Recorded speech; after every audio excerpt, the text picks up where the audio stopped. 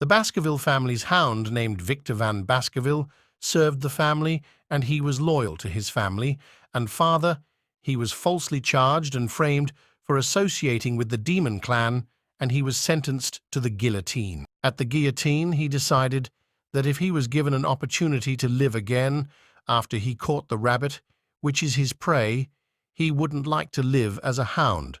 Again, he eventually dies, and as his last breath stops, he wakes up as a baby at the hospital. He still has the memory of his old life, and he looks around, wondering where he is. He sees that his body is heavy, and his surrounding is loud, and he considers if he is in hell.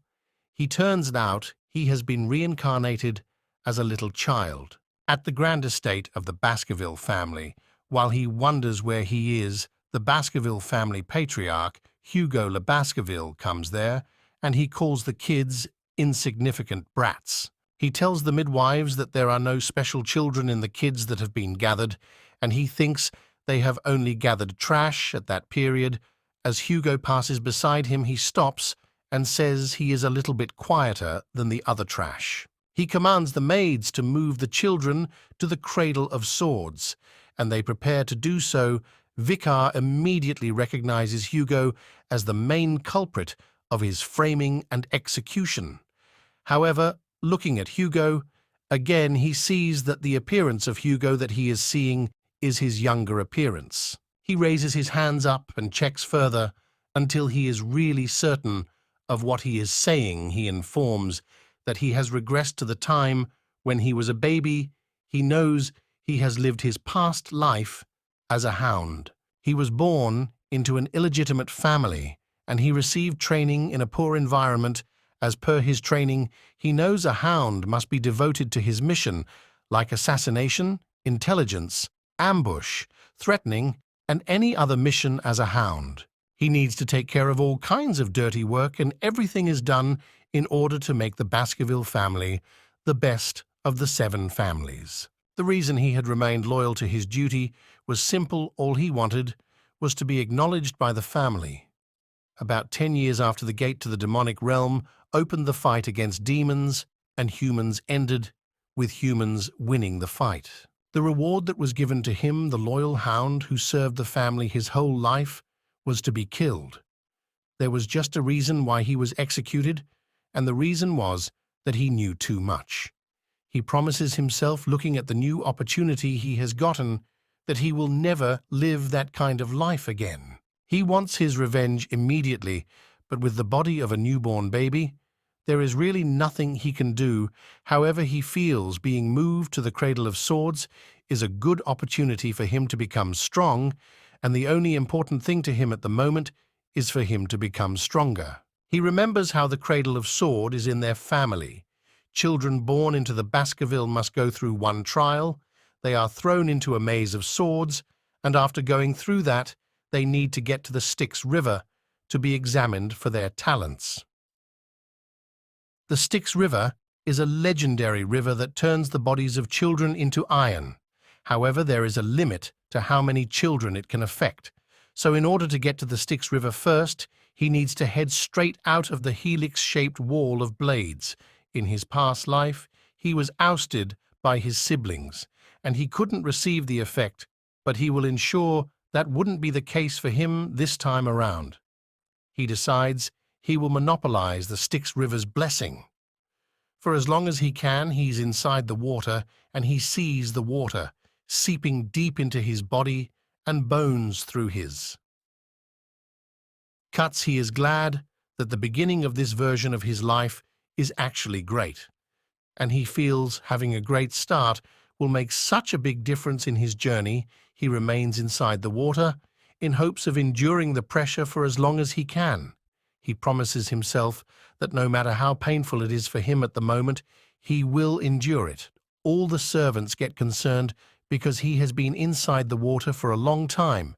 They call out for him, telling him that he needs to come out, and if he stays underwater for a long time, he will die. They realize he isn't ready to come out, so they prepare to enter and bring him out. Hugo is interested in how things are going. He asks his butler Barrymore how long Vicar has been inside the river, and Barrymore says, "About 7 minutes has passed." Barrymore is the head butler of the Baskerville family. Hugo feels that since Vicar has spent 7 minutes in the water, if he stays any longer, he may die. So Hugo goes nearer to the river and asks Vicar to come out. Vicar hears the voice inside the river and figures it's Hugo's voice. He wonders if Hugo thinks he will come out of the river that easily. He still feels the need to absorb more power and energy from the river, and he says he will absorb everything as much as he can, until the end. Unfortunately, there is a limit to what his body can accept. He starts coughing and he starts sinking. Despite that, he still remains determined to ensure everything and get more stronger left, with no other choice. Hugo enters the river and drags him by his leg. He wonders what is different in Vicar, because it turns out being in the river wasn't enough for Vicar, and he has even drank the water. Hugo sees that Vicar already has teeth. He gets more interested in the child, and he asks Barrymore what the child's name is. So Barrymore tells him the child is Victor Van Baskerville. He looks at Vicar and says, "It seems like a very greedy child has been born." He tells Vicar to enjoy the situation as much as he can. At the same time, Vicar feels he needs to use the time to sharpen his canines silently, so that when it is time for him to rip off Hugo's head, he will do so and the entire family will disappear into history. He threatens that it is by his hands that the family will get destroyed some years ago, when Victor was 8 years of age. He was talented enough to be called a genius, but he was considered an ordinary member of his family. At the age of 20, he took on the assassination, espionage, and conquest type missions. At 29 years of age, he felt that he had reached his limit in swordsmanship compared to those of direct lineage at 30. The gate leading to the demonic realm opened, which marked the beginning of the demon clan's invasion of the world. At the age of 35, he endured through the war of destruction, slaughtering monsters left and right. At 39 years of age, the long war finally came to an end with the victory of the human realm. At 40, he was rewarded by the family for his loyalty to the family, and the reward he got was defamation, false accusation, and the guillotine's blade. After he leaves the river, they carry him to a place that he recognizes as the nursery. He remembers that if he is at the nursery, it means he has successfully absorbed the Styx River. In this life, he has a better starting point than in his former life. The maid comes in holding an item, and she complains, asking why Madame wants that kind of thing on Vicar's bed. He wonders who the madam is and says he is sure no one will give him a bastard any type of gift. The maid drops the box, and he wonders if the madam has sent the rare vipers to assassinate him. There are only a few members of their Baskerville family that can be called a madam, and whoever the maiden is, she is probably trying to kill him to reduce competition.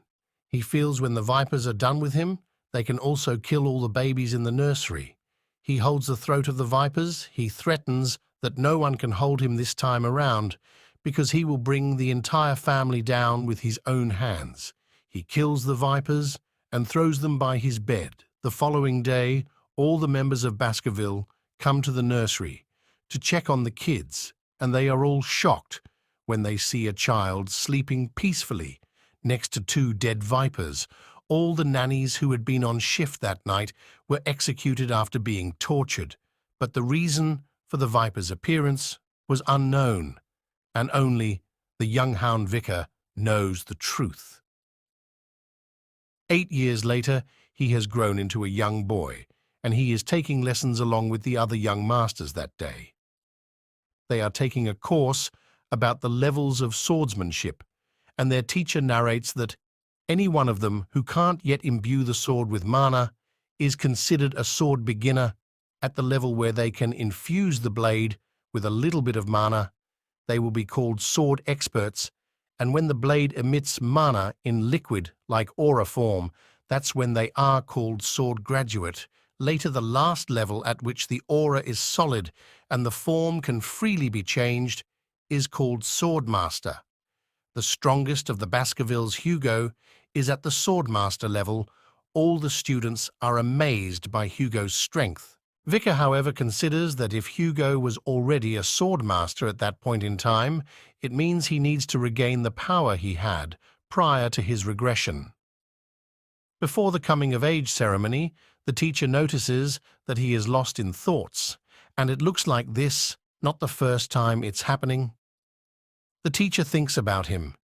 He feels Vicar has earned a strong physique by diving in the Styx River for 7 minutes, and he only needs to teach him one thing for him to learn. 100 things, the teacher says. Vicar is more talented than the others and feels Hugo will be very happy to know his progress. He doesn't know that the thoughts of Vicar's mind are how many years he needs for him to kill Hugo right after the class. Some of the noble boys try to bully him. They call him the garbage van and push him. They claim they have been hearing some weird rumors about Vikir, and the rumor says he dived into the Styx River for 7 minutes, and he also strangled 2 vipers when he was a baby. Vikir doesn't answer them. He knows the boys too well. They are the same ones who had stabbed him when he was running after his defarmer. Tion they are called.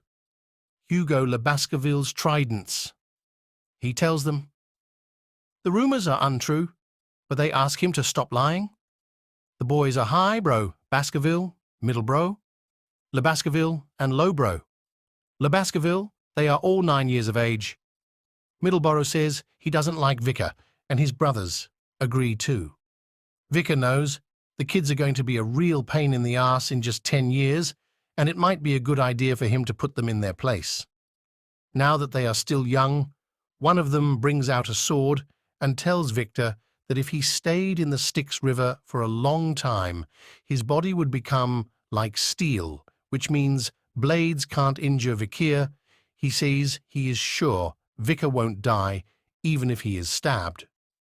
They signal to each other, and Lobo goes to hold Vicar by his mouth so he wouldn't shout. He says he doesn't care if Vicar has spent 7 minutes in the river. He will eat his ass if Vicar survives without breathing. For 3 minutes, Vicar looks at them angrily. He admits to the rumors that children are cruel, but he decides to play along with their stupidity for a while. The others claim that there is no way. The rumors they have been hearing are true.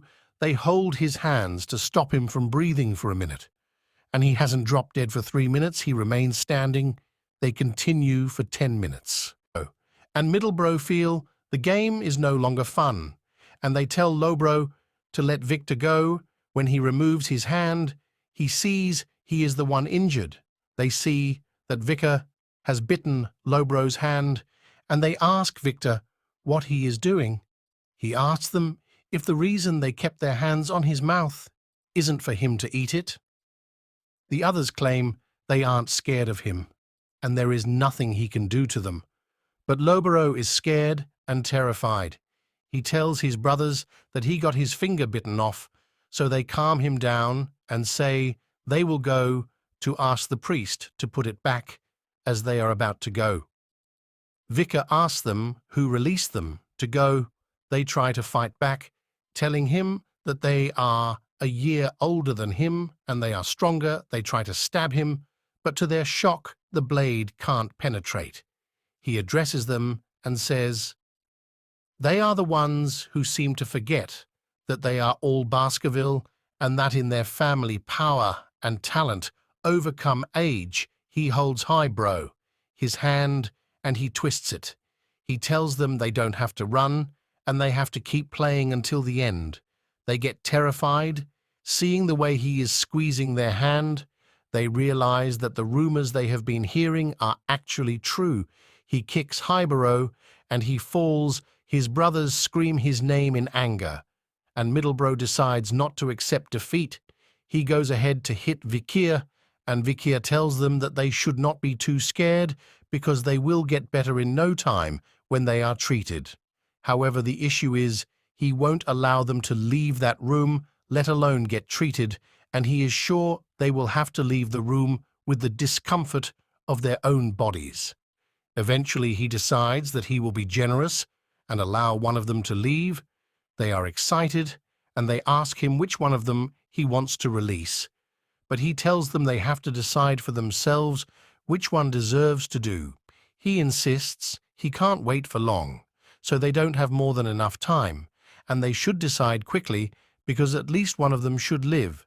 They realize that there is a probability that at least two of them may die, so they come together to decide who will leave. As you know, such decisions are not easy to reach, and as time goes on, the Triton of Baskerville starts to split, whereas the butler goes to report to Hugo that there was another bloody situation with the Moore clan in the Ruby Mines. He says that the Morgs clan is stating that the Ruby Mine is their territory. However, Hugo tells Barrymore that an opportunity to discuss the matter will come soon, because the Moore clan will seek them first and asks if there is another report, and he tells him that there is a news regarding the interim evaluation of the juvenile fortress.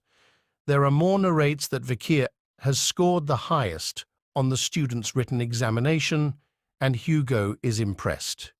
He asks Barrymore when the practical examination for the children at the juvenile fortress is, and Barrymore informs him that it is in 5 days. He says the Guardian Knights have also vacated the premises in preparation for the physical examination, and by 5 days the fortress will be completely vacant. Barrymore tells him there is another matter of urgency that he needs to inform him about the juvenile fortress. He reports that there has recently been a big fight among the young masters, so Hugo asks how many of the children died. Barrymore claims there weren't any casualties in the fight, but Highborough's teeth had been completely damaged at the same time. Middleborough's jaw has been smashed in, and Lowborough's left index finger has been amputated. He continues and says the kids have recovered their health since they have been treated, but the psychological damage done to them seems very significant. Hugo wonders how the fight has started. He claims there is no way the boroughs would fight among themselves since they are so close.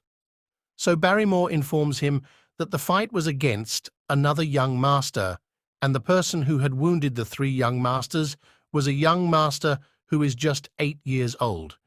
He tells Hugo that it was Vicar who had injured his seniors, and he is the same one with the highest written score on the written examination as a result of what he has heard. Hugo calls for Vicar, and Vicar goes to see him. Hugo welcomes Vicar, telling him that he has grown tremendously since the last time he saw him. Victor greets Hugo and calls him Patriarch, and Hugo tells him that he heard Vicar had disabled the 9-year-old triplet in his senior class. Vicar replies to him that if he is referring to the brothers, he is sure the brothers have received proper treatment since the issue. So Hugo explained means that he is not talking about the physical disabilities that he has inflicted on the brothers. He claims he is talking about the disability of the heart. He further explains that since the issue happened, the brothers have been eating separately, and now they don't even talk to each other anymore. Before, their combination techniques were quite decent, but now their relationship is completely torn apart. He doesn't have anything to do. And Hugo asks him if he doesn't think he is wrong. Vicar wonders what he has done wrong. So Hugo claims he has turned his brothers into a total mess. Vikir doesn't believe what he has done is wrong. He tells Hugo that it's because he is stronger than them, and asks Hugo how a stronger person can be wrong. Hugo still doesn't think he is right. He tells Vicar that he has called the brother earlier and he has met with them, and they said they would forgive him. Yet he doesn't feel any ounce of guilt thinking of the statement of forgiveness. Seems silly to Vicar. He wonders what they are. Forgiving him for, he remembers one of his old memories. He recalls the period the youngest daughter of a family, which was ruined by the Baskerville clan, came to visit Hugo. She had become a nun following that in accident, and during her visit to Hugo, she told Hugo that she had forgiven him and offered a mass. Hugo's response after the mass was that he believes forgiveness is just an excuse made by the weak who cannot seek revenge due to their lack of strength. Vicar repeats the same words to Hugo, who says that only the strong will reign supreme, and weakness is a sin. He tells Vicar that he understands their family motto very well. He calls Barrymore and asks him to allow Victor to take whichever snack he wants from their food storage.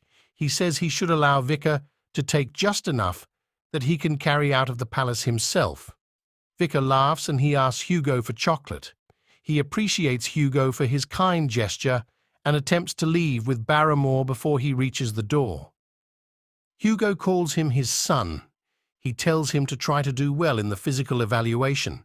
He asks him to ensure he doesn't lose the evaluation to the direct descendants, and Vicar promises to do his best.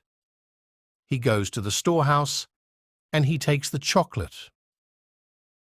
It's the infamous chocolate that is enjoyed by the gourmands of the Morgue clan. Barrymore tells him the chocolate is the highest quality that was obtained with might difficulty and says he also doesn't want anything that is processed. Barrymore wonders if he is really rejecting the best chocolate in the store, and Vicky repeats what he has said. He says he wants cacao beans, the ones that have a rich aroma. Barrymore hasn't met a child like that before. He asks Vicar again if that's what he wants, and Vicar replies affirmatively, so Barrymore brings out the beans. He tells him that they are the bloody beans that are known for their rich aroma, and with one being, he can produce 100 litres of chocolate. There are more wonders if he intends to eat the beans on their own, and says, for Victor to eat such bitter beans alone, then he must really love chocolates.